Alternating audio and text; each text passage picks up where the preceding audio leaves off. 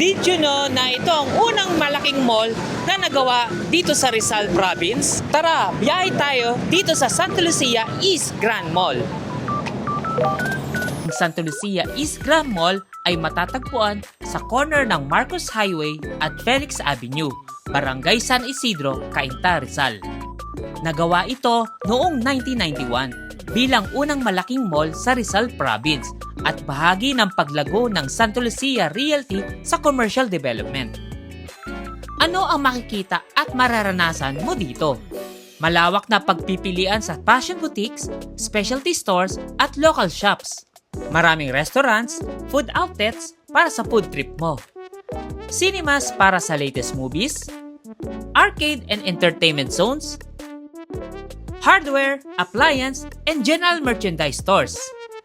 Kaya sa susunod na gusto mo mag-shop, mag-food trip, o manood ng sine sa East Side, punta ka lang sa Santa Lucia East Grand Mall. Hanggang sa muli mga kabiyahe!